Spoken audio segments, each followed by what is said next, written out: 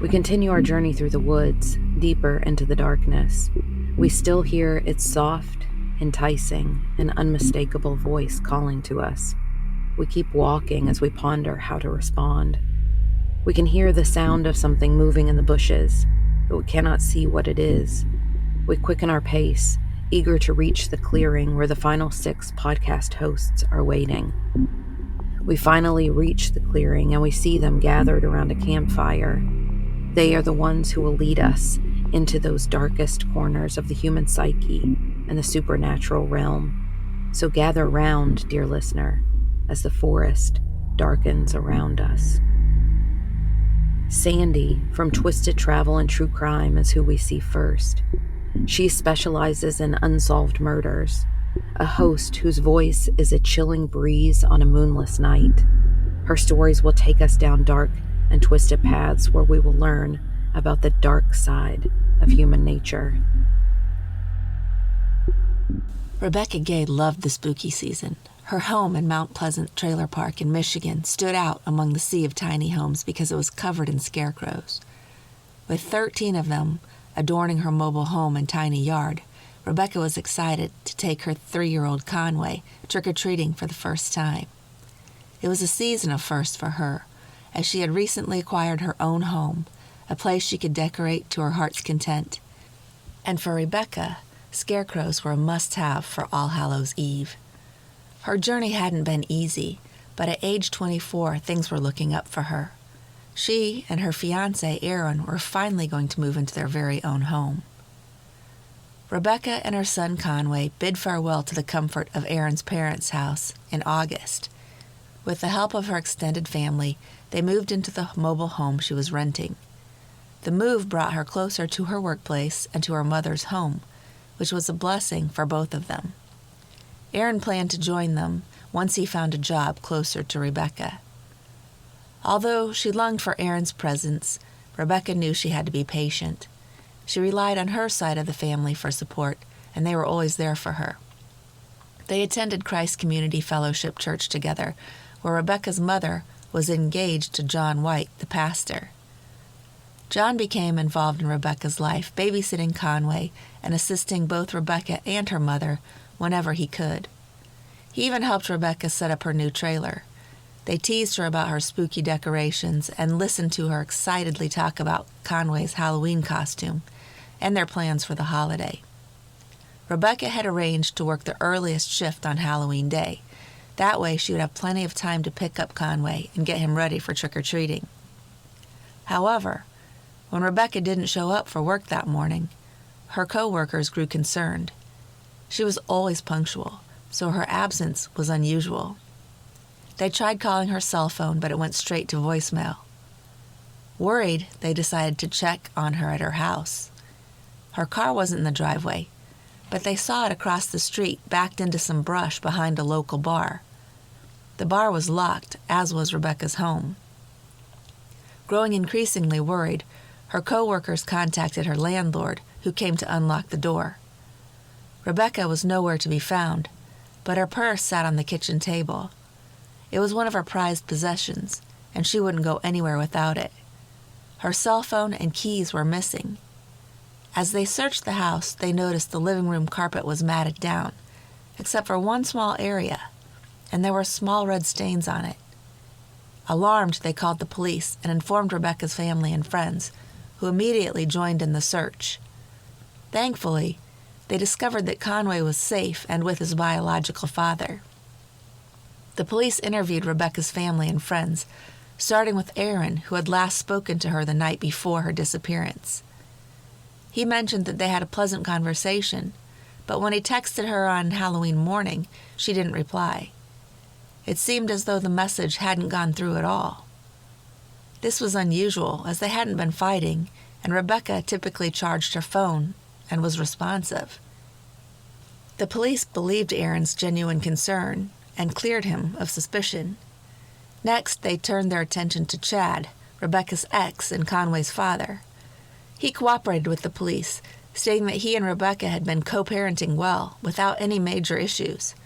He grew frustrated with the constant questioning, as he wanted to join the search for the person who had taken Rebecca. The police tended to believe him, too, leaving them puzzled. There were no signs of forced entry at Rebecca's home, so the police concluded that Rebecca had likely been abducted by someone she knew and trusted. As they built a timeline for her disappearance, they discovered that Rebecca was supposed to meet Chad at a Myers department store parking lot to exchange custody of Conway. However, John, her soon-to-be father-in-law, had dropped off Conway instead, without Rebecca informing Chad about the change in plans. The investigators turned their eyes towards John, who had been actively involved in the search efforts for Rebecca and had willingly cooperated with the police. They discovered that he was the pastor at the local church and that he had reached out to his congregation that morning, urging them to assist in the search for Rebecca and pray for her safe return. He said that he had gone to Rebecca's trailer to babysit Conway that morning. He arrived at 6:30 and heard Rebecca getting ready for work. He fell asleep on the couch and was later woken by Conway, and Rebecca had gone. Given that John was the last person known to have been in Rebecca's presence, the police requested that he take a polygraph test. Initially hesitant, John eventually agreed to undergo the test. Since the police department in Mount Pleasant, Michigan didn't have its own polygraph machine, they planned to take John to the nearest one, in Lansing, approximately an hour away. During the drive, the officer who was accompanying him engaged in small talk, hoping to ease his nervousness. The officer asked John about his background and personal life, eventually broaching the topic of his concerns about the polygraph. John admitted he was worried because he had a criminal past, revealing that he had been involved in an attempted murder case that was ultimately dismissed. It resulted in a 2-year prison sentence. The thing was, John wasn't telling everything about his past. Unlike the scarecrows that decorated Rebecca's house, this officer had a brain. He pulled up John's criminal record, and to his astonishment he discovered that the man who presented himself as a devoted preacher had a far from saintly past. In 1980, when John was just 22 years old and living with his family in Battle Creek, Michigan, he invited his 17-year-old neighbor, Teresa Atherton, to his basement under the pretense of showing her his racetrack. Teresa, being a kind-hearted girl, likely feigned interest out of politeness. However, as she turned to face the racetrack, John viciously stabbed her under the right shoulder blade. With a chilling smile on his face, he continued to stab her a total of 14 times before choking her and callously uttering the words, "You're going to go now." Miraculously, Teresa survived this brutal attack, and John White was arrested. He did go to jail, and he did only serve 2 years. Fast forward to 1994. John was still married to his first wife, despite his troubled past. Yes, I can't explain that one. His wife was pregnant with their third child when John started an affair with a co-worker named Vicky Wall. When Vicky suddenly disappeared, suspicion immediately fell on John. He initially denied any involvement in her disappearance, claiming he had no knowledge of what happened to her. However, when he was confronted with surveillance footage showing Vicky getting into a large pickup truck with a bearded man in the Meyer parking lot, he admitted to meeting her, but insisted he was alive when he left her. As the detectives continued their investigation, Vicky's relatives looked for her body, convinced she was buried nearby. Their worst fears were confirmed 6 weeks later, when a resident stumbled upon a gruesome scene. Her body was decomposed and partially covered by a shirt and bra around her neck. The autopsy couldn't determine the cause of death, but the pathologist believed it was a homicide. John was charged with murder. However, due to the lack of conclusive evidence and the difficulty in determining the cause of death, he ultimately pled guilty to involuntary manslaughter. Police believed that John's motive for killing Vicky was that she was pressuring him about their affair, and maybe she threatened to tell his wife. The judge recognized John's dangerous nature and sentenced him to the maximum term of 8 to 15 years in prison. After serving nearly 13 years, he was released and relocated to Mount Pleasant, where he took on the persona of Pastor White, fiancé to Sally, an all-around good guy. Except he wasn't. If there was good in John, it was that he would eventually admit to police what he had done to Rebecca that Halloween morning. Behind closed doors, he had scoured the darkest corners of the internet, immersing himself in depravity and feeding his dark desires. The screen flickered with images that fascinated and repulsed him. Murder and necrophilia were consistently on his mind. That night, as Rebecca tucked her son into bed and kissed him goodnight, she had no idea that it would be for the last time. At 2 a.m, she was sleeping peacefully when she was startled awake by a chilling sound and a sense of panic. She walked out of her room, her heart pounding in her chest, worried that her son was up, or something worse. In a horrifying instant, John pounced on her, his face contorted with a mixture of madness and sadistic pleasure. He held a rubber mallet in his hand, and with brutal force he struck her repeatedly. Her cries for help were drowned out by the sickening thud of the mallet as it connected with her head. Rebecca, in the midst of the brutal attack, recognized her assailant. She managed to utter the words, "I know you," before John tightened a zip tie around her neck, strangling her. Then he had his way with her. John's true nature came to the surface in the early hours of Halloween morning, leaving Sally, Rebecca's mother, in a state of profound shock. Not only had she lost her beloved daughter, but she found out that she had fallen in love with the murderer. In the courtroom, as the judge pronounced the sentence, John gazed around the room with an unsettling detachment, seeming unaffected by the pain he had inflicted on Rebecca and her loved ones.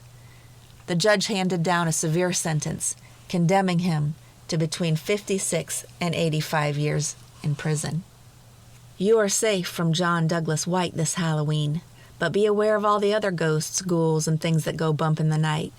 If you'd like to hear more details about this case, I'd like to invite you to listen to the extended version called The Devil's Disguise, The Murder of Rebecca Gay. Thanks for listening to Twisted Travel and True Crime, and for all the good things you do to support these podcasts. I wish you all fair winds, following seas, and the safest of Halloween nights.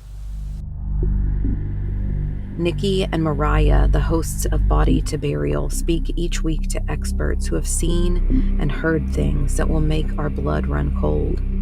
Their tales are like a pair of haunting eyes, ever watching in the darkness, ready to reveal the truth behind the unexplained in crimes, in death, and in what might happen after. This week's episode, I think you're just gonna be so excited about. Okay. I feel like it speaks to your soul, and I'm really excited for you to hear it and participate. So we have 2 gentlemen joining us today, which I guess is actually another Body to Burial first for us. We have a duo. Ooh. So we have Matthew, and Matthew is a Chicago Fire Department firefighter. Okay. And we have David, who is a Chicago police officer. Okay. And I'm sure you're wondering, why do we have a firefighter and a police officer? Why am I so jazzed about that? Yeah, I am. Right. Well, the dynamic duo of Matt and David, they also have a little side hustle, which you know I love. Uh-huh. Paranormal investigators. Oh, I love that. You know I love that. Yeah. So, Queen Mary, all the fun stuff. All I want to do right now is sing the Ghostbusters theme song, but I won't do that to our listeners. But it's literally on loop in my brain right now. Oh my God. No, that is really a different side hustle than what their normal job is. That's right. Incredible, actually. Yes. So I'm super pumped. Oh, I love ghost stuff. Okay. Yeah, I'm excited. Well, let me go grab them. Oh, okay. Hello, Matthew, David, can you hear us? This is Dave. Can you hear me? Yay. Yes. Okay. Hello. Hi. And I'm on too. Yay. Hi, Matt. Thank you both for taking the time to talk to us. I appreciate you indulging in our request to have you guys. Nikki is obsessed with paranormal and all the shows. And so this is really exciting for her to have you guys here. Yeah, I really am. I'm awesome. So excited. Let's jump into it. I think the first question we have to get out of the way is, how did this come about? I call it a side hustle, but how did you guys go from being a firefighter, police officer, to deciding to investigate paranormal activities? How do you even get into that? What sparks the idea? Matt, do you want to start? Yeah, sure. So me and Dave met. Dave had already been investigating, and I was actually out on the street with the fire truck collecting for Make-A-Wish, shake the boot, collect the money for kids and stuff like that. And Dave had rolled up in what we call Misty, which is our command center. I saw his police shirt and I'm like, what kind of special? I thought he was like a special unit with the Chicago Police Department. So I'm like, oh, what's going on here? Who are you? And he goes, well, I'm not sure if you believe it or not, but I'm a paranormal investigator. And I'm like, get out of here. We had like maybe 30 seconds to a minute to actually converse, because it was like the light had turned green. He was off to his one of his other jobs. I went back to collecting, and I thought about it later. I sent Dave an email. I looked him up. I looked up all his evidence, and I had been interested in the paranormal, never really did any investigations. So I looked up his stuff and looked him up, sent him an email, say, hey, I'd love to join you, check out an investigation. And I think maybe a month or two, something came up. And so it's been, I don't even know how long that's been, maybe 8 years. Dave, what do you think? Sounds right. Yeah, I lost track, but something like that. Yeah. So then how did you, this is going to sound like, what is that, Sixth Sense? Like I see dead people, but like, how did you even get into that? Like where you could know how to do it, all that stuff? I've become, I'm still skeptical, of course, because that's what I have to be. It's like, you got to be, even I am at times. You can't be all in paranormal. You got to look at both angles. Yeah. So I have to see it to believe it. And then one of the first full body apparition that we captured on camera was like, it blew my mind. I couldn't believe it, because I was like, like I was there. I knew what was going on. I mean, we didn't see it physically with our eyes. Actually, I wasn't even in the room when it happened, but David take a series of pictures with a full spectrum camera. And later on, through evidence review, he finds this like full body shadow. It almost looked like a Civil War soldier or somebody in a jumpsuit. It was a building that used to be used as a police station. Yeah, that's right. Yes. Yeah, the Inglewood alarm office. Yeah. That is so interesting to me. Yeah. Do people call you and say, hey, I think my house is haunted, or you just kind of go to different kind of known both paranormal we get a places? lot of emails all the time, from Facebook messages to the website, emails, word of mouth. And, when I first started this, I used to try to go to all of them, but it just can't do it, because with Matt, myself, and some of the other members, sometimes we got to take off work. It's costing money, using a vacation day, or we can do it. So we try to pick and choose which ones are important or which ones we would really like to go to. And then after doing an investigation, it takes days, weeks to go through everything and match everything up. So we try to pick and choose the ones that need help, the good ones. So, because I had told Mariah this a really long time ago, but I had an apartment. I moved out of it 2 months early because I swear it was haunted. And then one of my, it really was, I swear. And then one of my friends from work, she was telling me to like sage the place. And then she was telling me to tell it to go to the light. So I turned on the TV as loud as I could, because I was afraid it was going to tell me no. And like something. And so I did that and nothing happened, but I got a dog. And after I got my dog, things kind of settled down a little bit, but I still moved out early. And then when you guys say you went to my apartment and you're like, yeah, there's a creeper in here, what would you do to get them to try and go away? Well, depending on what your beliefs are, there's different things you can do. But when it comes to like apartments, you might have to do a daily, weekly, monthly. You'd have to see what works. But usually when we cleanse ourselves, our equipment and stuff after an investigation, we use white sage, we use Palo Santo, holy wood. And then I have what is called dragon's blood. It's basically sage, but it's like has a reddish tint to it, and it's a little more kick to it. Okay. I'll use anything. I'll use it all. It doesn't. Yeah, I also have frankincense and myrrh.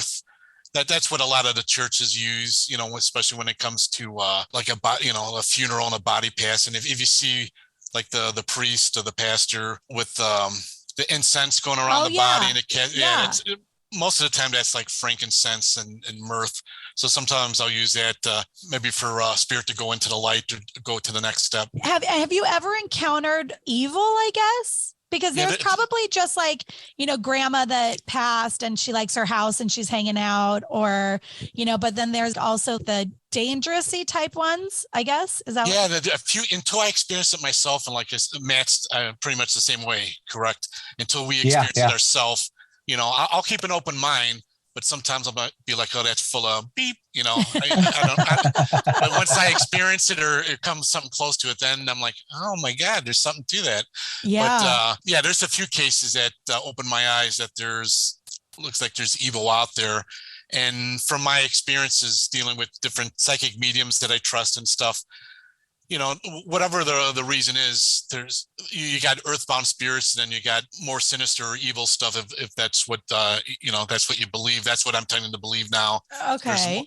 But earthbound is just for whatever reason, the spirits did not move on to the next step. Whatever you decide that next step is, they just stayed earthbound. And then they say, if you haven't moved on to the next step, and you're earthbound, you're going to be that same person you were when you were living. So if you were a crabby old man or old lady and you're in their house, they might be treating you the same way, So I do get a lot of get outs, get out of here, get out. And it's probably the old man thinking I'm trespassing. How is that? Oh yeah, like where you can hear, like where you can hear something that says like "get out." Yes, I get that a lot. No, a lot of help me's and a lot of get outs. And when you hear like weeks later when you finish the investigation, that's when you're listening to the get outs, or can you hear it right then and there? That there is times. It's not often, but there's times, especially if you're a little more sensitive. Like sometimes it seems like I'm able to tune in a little more than some of the other people, where I could hear it with my own ears. But there's times you get to hear stuff with your own ears, disembodied voices that comes through strong, where you don't need the frequencies of the voice recorders or, the mic's picking it up. Sometimes we're able to hear it, but there's something out there. I think it's spirits, but if not, maybe it's another dimension of some type, or we're tapping into something. But there's definitely, and I say you would agree, Matt, there's intelligent spirits or whatever you want to call it out there that can communicate back. And there's stuff that's trapped energy, residual energy, that no matter if you're there or not, it's going to make that same noise, same footsteps, same door open. It's just for some reason, some energy's being trapped in that area or that house or whatever you want to call it, that room. And you think they've already gone, let's just say, to the light or like beyond, but their energy, a little bit of their energy's there? It could be something. I'll give you an example on a case that we handled. I don't think you were at that one, Matt, but there was a house in Wisconsin where this lady was complaining about a male spirit that would lean against the fireplace. From the fireplace, it would go down the hallway to her room, stand over her, and then back to the fireplace. That's the route it would take. It had nothing to do with the house. And she physically could see him? Yes. Like it's a physical thing? Yes. Okay. So she had the same spirit at the house she lived in before. So she moved to this new house. She was there 6 months, still experiencing that spirit, among other stuff that I could get into later. But anyway, when we were there, we're investigating. Somehow we linked this fireplace. It was a fake fireplace, and she was an artist. So she saw it on the curbside at her old place and didn't know really the history on it. She's like, oh, this is a nice piece of art, and she fixed it up. And from that place, brought it to her new place, and it had this male spirit. So we linked that this male spirit was attached to this piece, the fireplace. Yeah. So that night she had us get rid of it. And from that point on, she never saw it again. But we found out later, interviewing old neighbors, that the guy who made this piece committed suicide, and this was his favorite piece. And then once he died, they removed all his belongings and put him on the curb or whatever, and that's when she picked it up. But so that male spirit who committed suicide was attached to this fake fireplace. Yeah. Does that happen a lot? Because I've heard of that too. That's why my husband's like, never get anything from a flea market. Yeah, I'm cautious myself when it comes to that. But they say some of the mediums that we deal with, and I can't say it works 100%. They preach that if you're going to buy anything used, any antiques, garage sales, have a bottle filled with water and sea salt, a spray bottle, and spray the item before putting it in your car. And they kind of compare it to like if you're cooking with a Teflon pan, how nothing sticks to it. So when you coat it with the sea salt and water, that energy is supposed to slide right off. Yeah. That's because that just reminded me of what I was going to ask you before was, can anything come home with you, like get attached to you? Yes. I wasn't a believer in that. I thought that was full of crap. Excuse my expression. But until I experienced it myself, at least a handful of times. And it took that to get me into saging and protecting myself, family, other team members with, saging after an investigation, because there's been a handful of times, thank God, nothing bad. Even one time I had family over from out of state and they experienced it too, and never had a problem in my house till I, started this. And it's just something like my very first investigation where I had something follow me. I think it's something that I knew they knew I saw it or heard it and just want us to continue to communicate. So it's tugging my shirt. And this is all new to me. I have to admit, I ran like a little baby to my wife. Anna! I remember I was in the kitchen and we just had the basement all redone with a nice family room and stuff put down there. And I'm in the kitchen. I think I was cooking dinner, and I get like 3 or 4 tugs on my shirt. I mean, really hard where it's pulling. I'm like, and I jump, and I look, and I look, and there's no one around, and there's nothing I could have got hooked on. And I was like a Scooby-Doo, running down, and Anna, this just happened to me, and. You're only human until you start experiencing it. But I was in the shower, and I hear a male's voice start whispering in my ear, and this was from the same investigation. But I jumped out like a little kid. I hate to admit, but I tore down the shower curtains, and I was just stunned. I'm like, what the heck is going on here? But it took that for me to start learning, through the help of the psychic mediums we deal with, how to protect myself, the house, my wife, daughter. The last thing I want to do is bring something home and then have them, being bothered with stuff. So, but it's a matter of telling them, okay, I know you're here. You're not welcome. It's time for you to leave. Very respectful, because, it could be someone's mother, father, grandfather, whatever, so talk to it like you and I are talking, and just, sometimes you have to give it demands.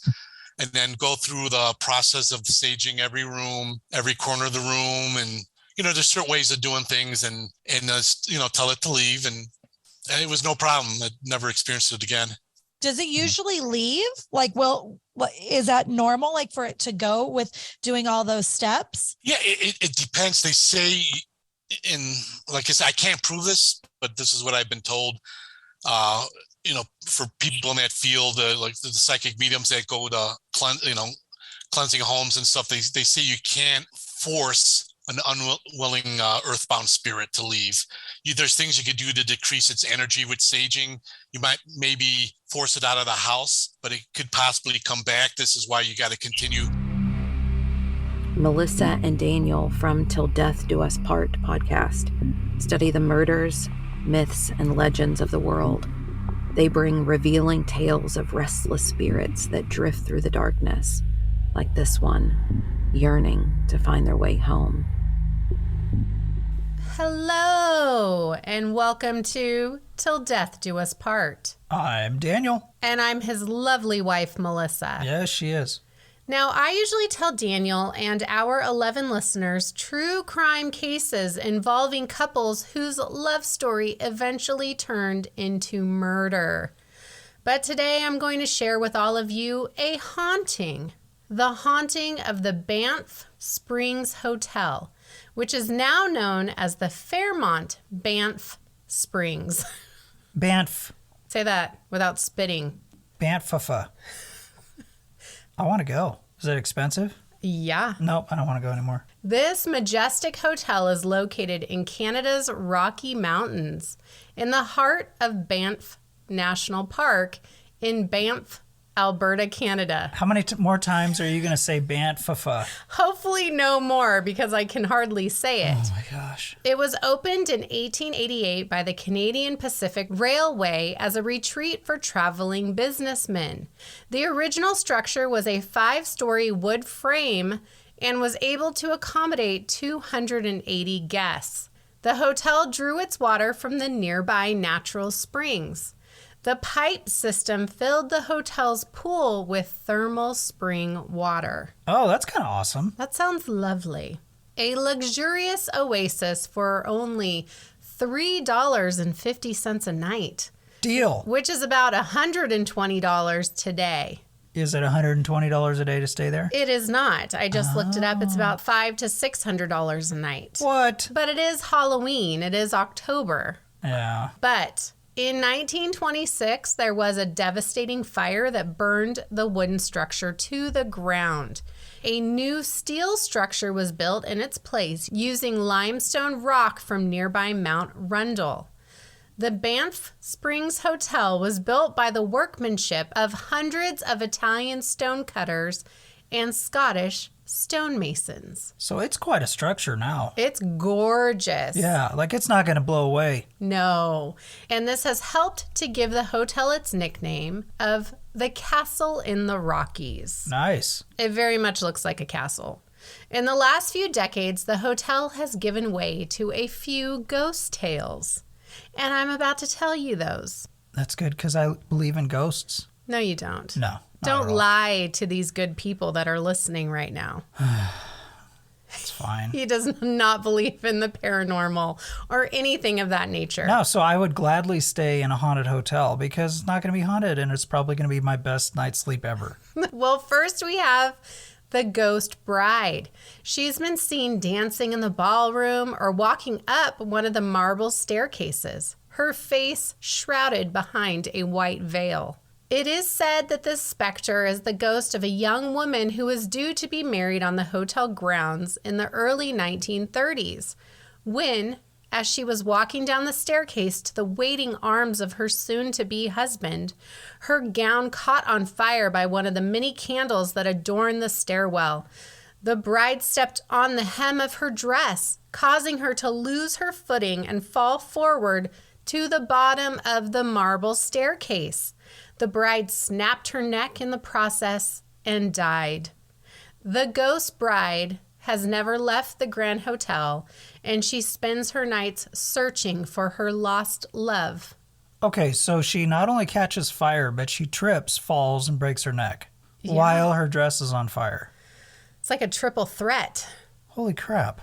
I already forgot. But when did the thing burn to the ground? 1927. Oh, okay. So this was This was after. This was after. This was in the 1930s. Okay. The bride's haunting is so well known that in 2014, a collector coin and stamp were distributed to commemorate her story. But she doesn't have a name, so that's interesting. Another resident ghost is known by his Christian name, a Mr. Samuel Macaulay, a Scotsman. Mr. Macaulay was the lead bellman at the hotel in the 1960s up through the 1970s. He loved the hotel so much that on his deathbed in 1975, Sam said that he would return to the Banff Springs after his death to haunt its halls. And he does. So there is life after death. It gives you something to do. You have something to look forward to. I just love that he's like, I'm going to haunt the halls. Please don't. Wow. Guests of the hotel have encountered this helpful and friendly bellhop wearing an out-of-date bellhop's uniform with a strong Scottish brogue. But when offered a tip, he just vanishes. One of the most famous tales was that of two women who had locked themselves out of their hotel room. They headed down to the front desk and waited for the bellhop on duty for 15 minutes. The women decided to walk back up to their room. Once they were back at their door, a man in an older-looking bellhop uniform approached them and unlocked their hotel room door. They thanked the man, and he happily walked away. I have a serious question. What's that? Okay. I come out in an old bellhop uniform, walk around the house. What do you think? Does that work for you or no? I'm not giving you a tip for that. Really? Maybe. All right. Okay, but it kind of is scary that he can just get into any room, right? Yeah, because there's no privacy. No, there's no privacy at this hotel now. Sam is also seen in his old office on the mezzanine floor, which has been converted into an actual guest room. But the saddest tale of all is that of room 873. I also read that it was room 875. Well, they're next door to each other. I think so. A young family was staying in the room, and one night the husband and wife began arguing. The husband went down to the hotel bar and became intoxicated. He grabbed a large knife from the kitchen and stabbed his wife and daughter to death in room 873 or 875, and then turned the knife on himself. Guests of the room have complained of hearing disembodied screams and shrieks in the middle of the night. If they dared turn on the light, they would see bloody handprints on the bathroom mirror that could not be washed away. Due to the paranormal activity within those four walls, management made the decision to brick up the entrance to the room. Recent guests who are permitted on the 8th floor have said that there is no room 873 or 875, even though the baseboard is cut where a door used to be. There is a light hanging over an empty space on the wall where a door should be. It is also said that if you knock on an area of the wall, you hear a hollow sound. Oh, boy. A few guests have even reported seeing a young girl standing outside of a room, looking as if she is lost. Okay, so if you had a hotel and allegedly there were a couple of rooms that were haunted, wouldn't you leave those open? And then, the word would get out that those are haunted rooms? Yeah, I'd charge more. You would get a line of people wanting to stay in those. I would. Yeah, I'd totally keep it open. I did go down the Reddit hole and came across something very interesting. Okay. Reddit user TJ Smudger92 said that he used to work at the Banff Springs Hotel. TJ claims that all the ghost stories and paranormal activity are made up by the previous staff. There it is. The origins of the ghost bride were told to TJ by the hotel's former vice president. In 1986, a group of the hotel's colleagues set out to see who could come up with the best ghost story, and one of them came up with the story of the bride, and it is still told today. Sam the Bellman is based on a real former bellhop who worked in the hotel for 20 years. The ghost was made up by the old head of the bell desk. It became a sort of joke.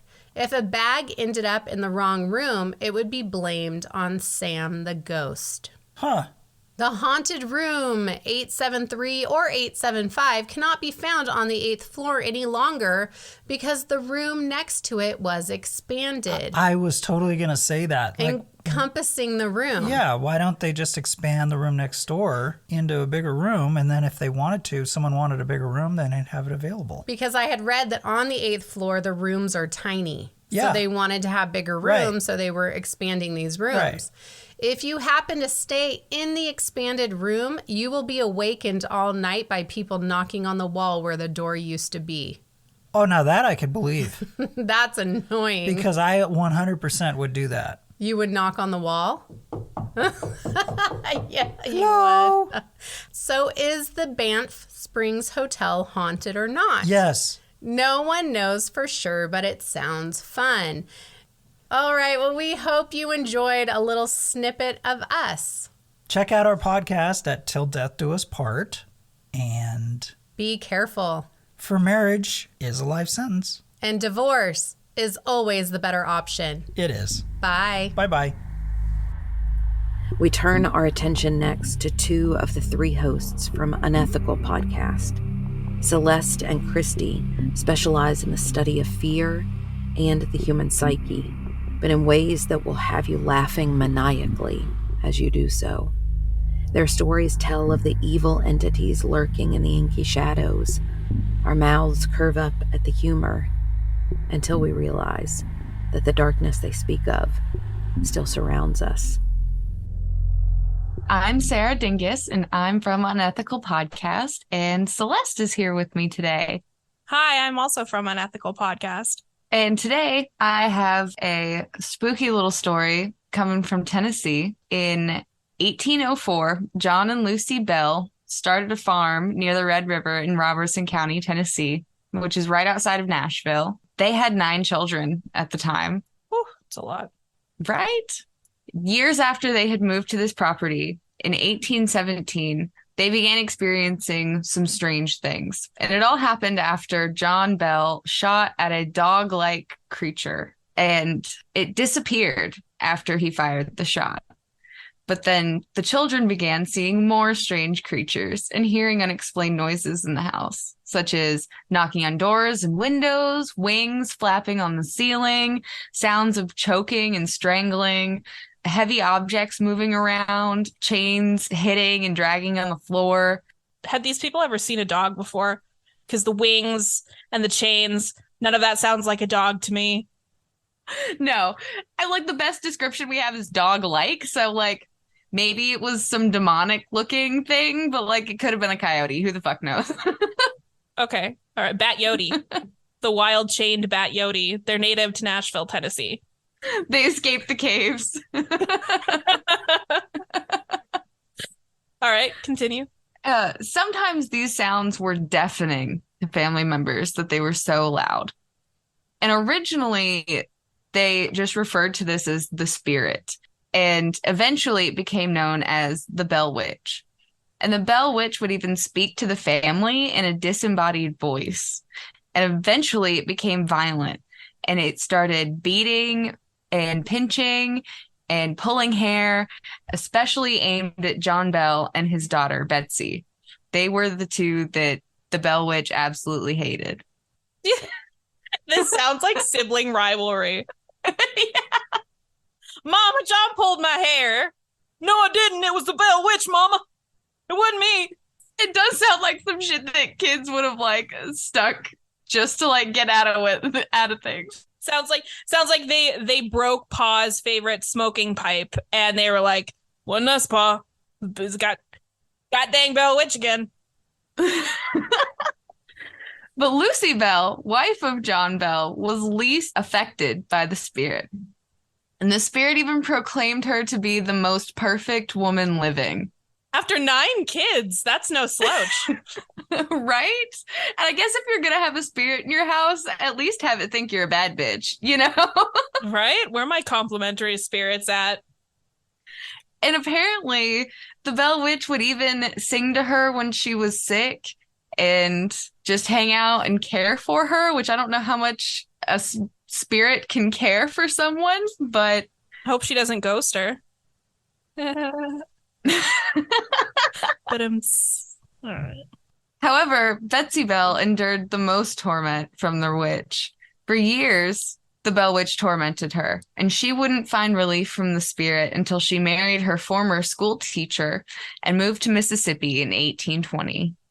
Quick question. The mom is being like caressed and having sweet nothings whispered in her ear and fed soup when she's ill by this spirit. But her daughter is getting like her hair pulled and being called a fat bitch and all that other stuff. And the mom is just like, she doesn't take a second to be like, witch, how come you're torturing my daughter? I have no idea. And so Betsy was previously engaged to another man, but the Bell Witch hated that man. And so that's how she ended up with her former school teacher and marrying him and moving to Mississippi. And when she moved to Mississippi is when finally the torment stopped for her. That would have been a much better time to use ghosting as a pun for breaking up with someone. Betsy ghosted her first lover, moved on to her teacher. If I had $1. The Bell Witch referred to John Bell as Old Jack. He wouldn't be so lucky as to be able to escape this. And after years of physical violence and threats, John was bedridden on December 19th, 1820. And his son, John Jr., was caring for him and went to get medicine bottles out of the cabinet to help his father. And when he opened the cabinet, he only found one vial of a mysterious liquid. And the Bell Witch told him, "It's useless to relieve old Jack. I've got him this time." And upon hearing that, John Jr. threw the bottle into a fire and it burst in blue flame. And John Bell died December 20th, 1820. And supposedly the Bell Witch crashed his funeral service by obnoxiously singing drinking songs. Okay, this is the husband of the one that the Bell Witch loved? Yes. Okay. Okay, so was she trying to smash, or like was her husband just not a nice man? No explanation. Oh, wow. Just the Bell Witch hated John, loved Lucy, had a problem with a couple of the kids. Okay, so the Bell Witch poisoned him to death. Yes. And then took all the medicine away so he couldn't be fixed. Yeah, and was basically telling John Jr., hey, don't even try to save your father because he's going to die. Like, I got him this time. I don't know, man. I don't know. Seems a little suspicious. I feel like I've heard this excuse before. Wasn't me, a witch did it. That leads me to the next point. So it was, as best as it could have been in 1820, somewhat investigated and went to court. And this is where Tennessee became the first state to contribute the death of an individual to the supernatural, because even the court was like, yep, Bell Witch. Ghost did it. Yeah, Ghost did it. First or only? I think first and only. All right. Well, I would have expected more from Tennessee, so that's surprising. So that's it? Open and shut? Pretty well as far as the state of Tennessee was concerned. Yep. Bang the gavel, Judge. Ghost did it. Everybody go home. Did they try hanging her? But they set up like an invisible wire and they just like, woo, woo. Like an invisible fire. Like, we're just gonna burn the witch. Well, the Bell Witch in the spring of 1821 told the family that it would be back in 7 years, which Lucy and 2 of her children reported that it did come back in much of the same way that it had before, as far as strange noises and all of that. But shortly after it returned, it left again, claiming that it would haunt the Bell family descendants again in 1935. And while some people report strange happenings still on the family land, it's never been to the same severity as what the original Bells reported in the 1800s. Today, you can tour a replica of their cabin, and you can also tour the caves. And the caves is where people believe the Bell Witch may have retreated to during the times that it said it was leaving and it would be back or whatever. And so you can tour the Bell Witch caves that are on the old Bell property. Right, because the life cycle, of course, was bat and then bat yodi and then witch. So she was returning home to her birthplace, the caves where the bats are born, I assume. Right. Right. That all checks out. I have no questions. Yeah. She came, she murdered a man, she left. As one does. Thank you guys for listening and happy Halloween. Happy Halloween. Thanks, guys. Cassie and Caitlin, the hosts of P&W Haunts and Homicides, descend deep into the unknown to bring tales of murder, the ghastly, and the otherworldly. Their stories will reveal hidden horrors of the past and show us how the darkness waits to ensnare the curious wanderer. They'll also have you questioning every rustle in the leaves and every creak from the forest. Hi, Cassie. Hi, Caitlin. Hi, creepy people. Hello. Hello. This is P&W Haunts and Homicides. Can you imagine what it would be like if the frivolity of your youth, presuming that you were permitted any, was cut short by a horrific event? For more than one family, that sentiment is all too real. Emmanuel Fair was imprisoned in King County, Washington, for nearly a decade for a crime that he says he did not commit. He told the Seattle Times about being incarcerated for so long without a conviction. I always knew I was going to get out. I just didn't think it would take as long as it took. 10 years, you said? That he was in prison, yes. At the Valley View Apartments near Lake Sammamish, #Never Bundy. Ew. If you know, you know. Ick yick and all that. Emmanuel was one of dozens of people, both other residents of the complex, as well as their guests, that were in and out of one of several apartment units during the Halloween party that took place nearly 15 years ago. Okay, can I just say that sounds like a lot of fun? Yeah. Like a whole apartment building party. Yeah. That sounds great. I think it sounds fantastic. Reminds me like a dorm kind of situation. I think it very much had that kind of a vibe because it seems like there were a lot of people that were in their, early to mid 20s. So maybe recent college grads or, people kind of getting their lives started up.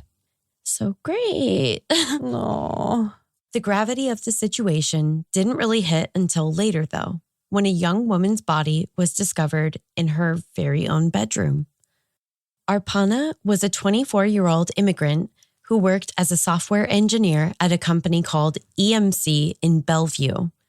And though she lived less than a dozen miles from her workplace, she had been born nearly a world away from the state of Washington in Hyderabad, India.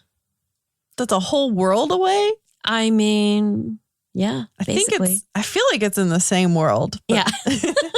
I know what you're saying, though. It is probably a whole different world. Definitely. Yeah. And most of her family was still there.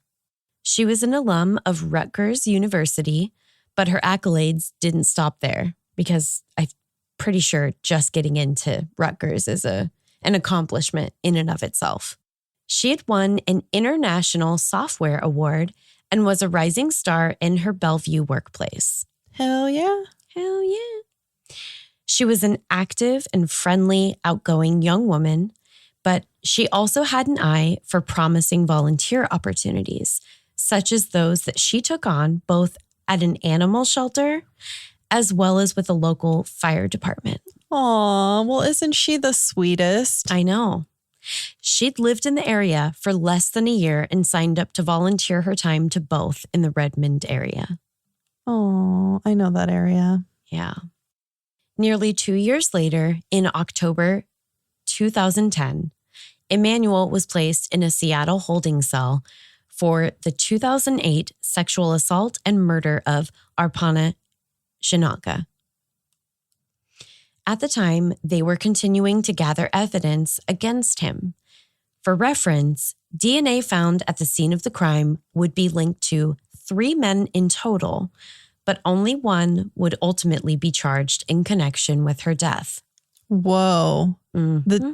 So they ran a test on the DNA and it matched 3 different people? There were a number of samples taken from various items in the apartment and that were discovered in another area. And we're going to talk about that in a second. Okay. But some of the samples matched one guy. Some of the samples matched another.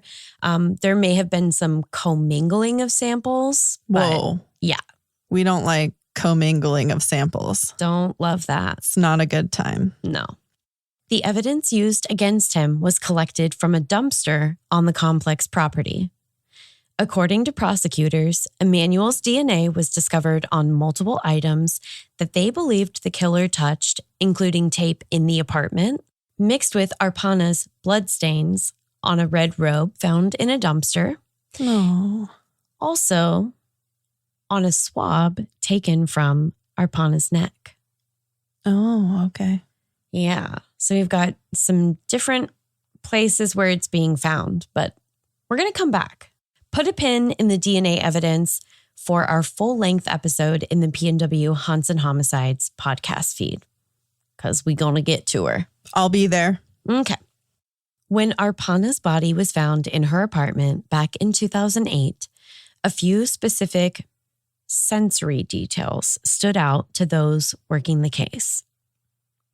The smell of bleach, for one, but also how her bedroom seemed to be completely saturated with an oily substance, which was later determined to be motor oil. Oh, ew. Yeah. Okay, I imagine that's very smelly, bleach and motor oil. Mm-hmm. And what the fuck is going on with motor oil? I had a lot of questions. Maybe, did they think it was flammable and they wanted to torch the place? That's what I thought. Which would also later explain the burn marks on her bedroom carpet, as well as the satin sheets pulled from the garbage dumpster. Absolutely horrifying. They were burned? Yes. Not chemical burns, like fire burns. That's my understanding. Ooh. Yeah, because they say burn marks. The way that it's phrased in the source material, it does sound like fire burns, not like ooh, ouch, that's going to blister. Yeah. In a weird chemical way. But I guess they probably wouldn't say chemical burn if it wasn't on a person, I would assume. Neighboring tenants would also say that they heard what they described as muffled moaning, but didn't indicate that they had any reason to be particularly concerned about the noise, at least on that night. It does sound like a party house, so I'm sure noise is common. Yeah, I mean, it's a Halloween party. Right. I feel like enough said. You know what I mean? Except maybe not. However, it wouldn't take long for serious concern to develop. By November 2nd, Arpana's family had not spoken to her for a couple of days. This was extremely unusual, as they typically spoke to her every day, daily, prompting her father to ask a family friend that lived in the area to check in on her. Whether they expected anything was truly wrong or just wanted to check on her in an abundance of caution, the scene that the family friend, along with one of Arpana's neighbors, walked into was the absolute worst case scenario imaginable. Oh. Unimaginable, but. And you said her family isn't local, right? Right. Oh, gosh. They found Arpana at the foot of her bed.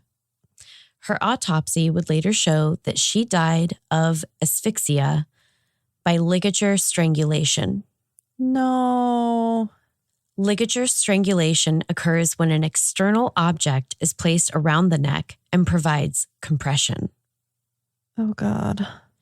The compression is usually applied to the neck by using the decedent's own body weight in what would generally be described as either a partial or complete hanging. Oh, my God. That sounds violent. Yes. Her manner of death was obviously brutal, but within the report, it was also noted that she had sustained multiple blunt force injuries. Prior to leaving the scene, the killer or killers had used bleach, blue toilet bowl cleaner, a common household type of soap, and motor oil to strip away forensic evidence linking them to the crime. Man. Traces of the various cleansers were found on Arpana's body, the carpet, her comforter, the bathtub, as well as the bathroom counter and her mattress from which the comforter had been removed. Now, it's important to note that depending on who you ask, Arpana's killer was already imprisoned, but has since been released. Others believe that one of the other persons of interest is the likely killer, or even that a combination of multiple killers is most likely. Some have even speculated about other high-profile violent maniacs, such as Israel Keyes, and he's not the only one. Ooh. Usually that's a theory that could be easily dismissed, especially if we're not sure that it's coming from an entirely reliable source. However, in this case, it does seem that Israel Keyes was in fact in the Seattle area between October 31st and November 2nd. Oh, that makes me really uncomfortable. As it should. So while it may be far-fetched, it's possible that you may not want to rule that one out entirely. Okay. Emmanuel Fair's trial would begin in February of 2017, more than 6 years after he had originally been charged, and more than 8 years after Arpana was murdered. For the rest of the story and this episode's tarot reading, you'll have to join us on our regular feed. Well, I'm not really that interested in hearing the rest of the details, but I'm really interested in the tarot. Yeah. That's what I'm here for. I know. I know. To everyone listening, have a creepy ass Halloween. Finally, we turn to Jamie and John from True Crime Cast. As we huddle close to the fire, they share tales of both visible and invisible terrors, of voices that invade your very soul, that lead us into the heart of terror. Listen closely, and your heart will race with each whispered word.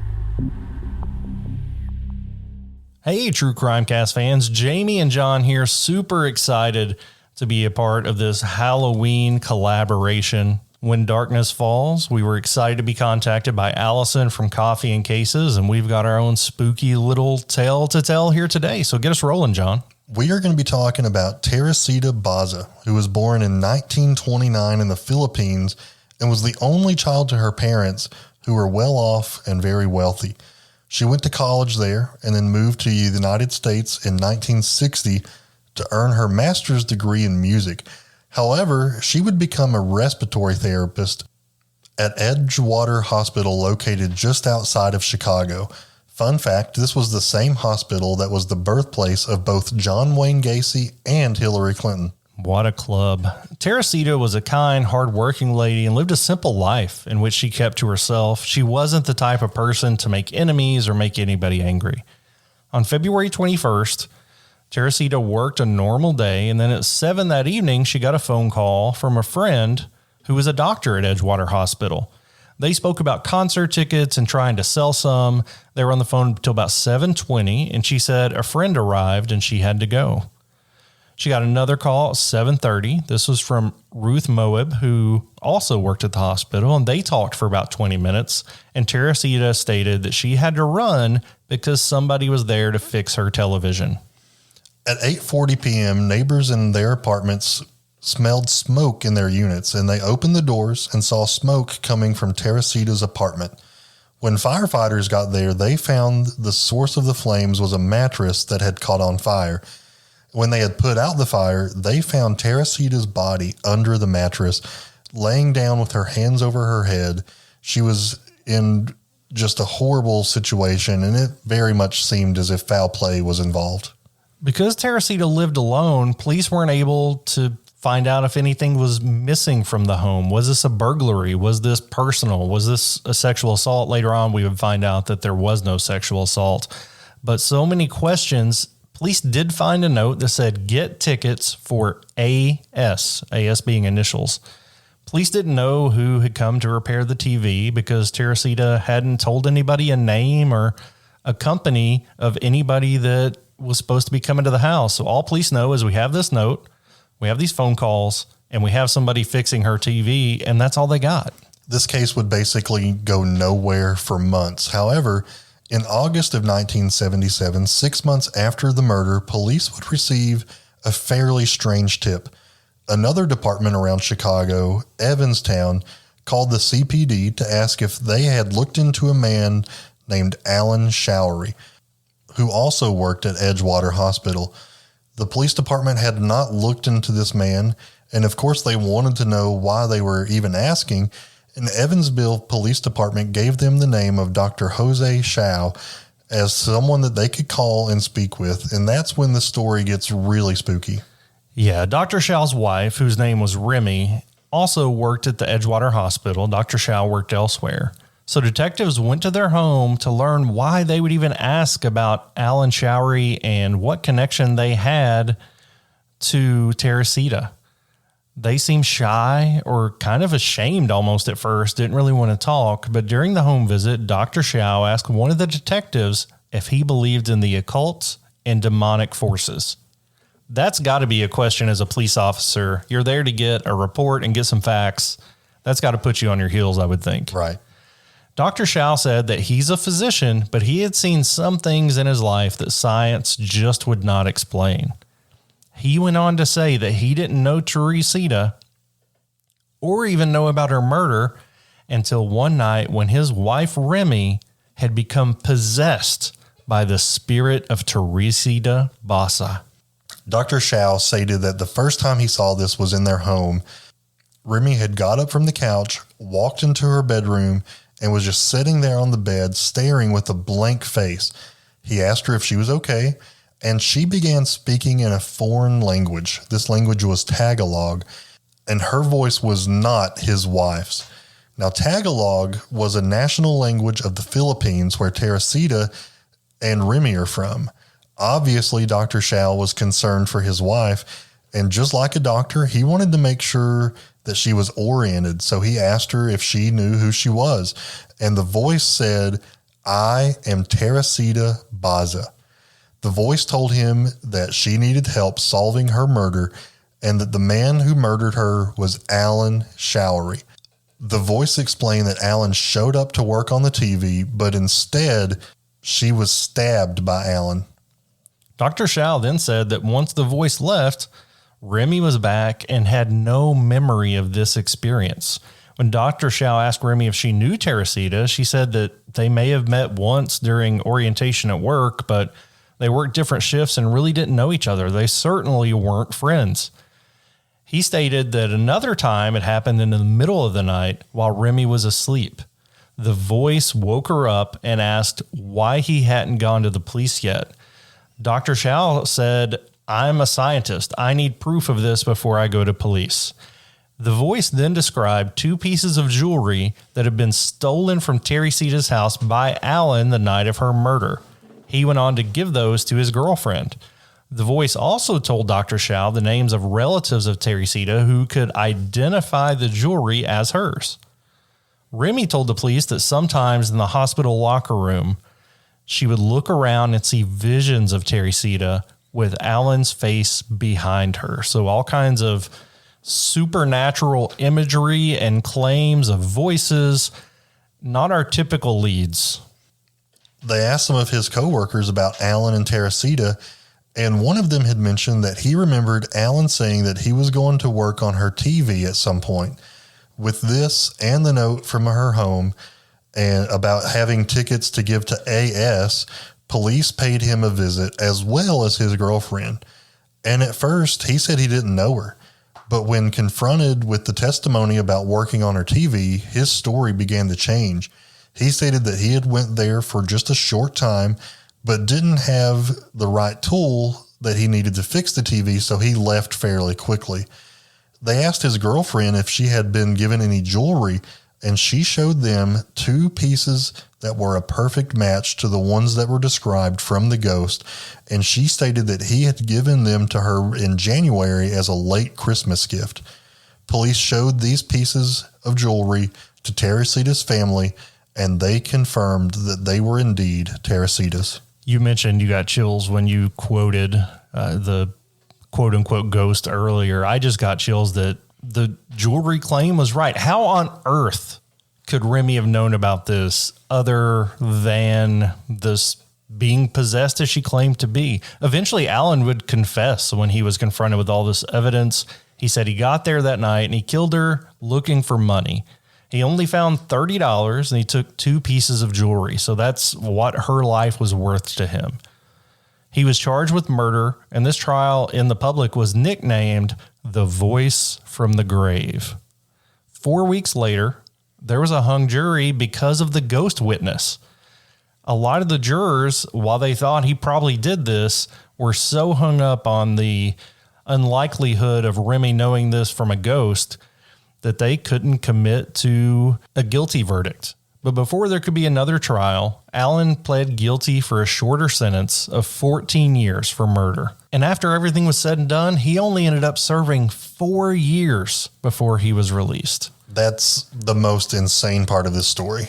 And I know that I just said a ghost told somebody who murdered her, but the fact that he only got 4 years for this is mind-blowing to me. It is. And yeah, I mean, who's to say how she had this information? I can't think of a logical scenario where she knew this unless somebody around the hospital was talking about it. I guess that's possible. But I think that's the story you go to police with, not the story of she was possessed by a ghost of a dead person that woke me up in the middle of the night. They were reliable witnesses. Everything they said proved to be true, though, so it is what it is. Yeah, I legitimately think that the ghost of Teresita helped solve her own murder, and that we, as society and the justice system, were the ones that dropped the ball. Again, we're thrilled to be a part of this When Darkness Falls collaboration. You can find True Crime Cast anywhere you find your favorite podcasts, with new episodes every Tuesday and Friday. Until next crime, this has been True Crime Cast. And happy Halloween. We look at each other and we know what we must do. We must listen to their stories. We must learn about the darkness that lurks in the world, both inside and out, because that is the only way to escape it. Be sure to subscribe to all 13 participating podcasts listed in our show notes so you don't miss a single episode or tale of terror. And again, listener, remember, when darkness calls, answer at your own peril.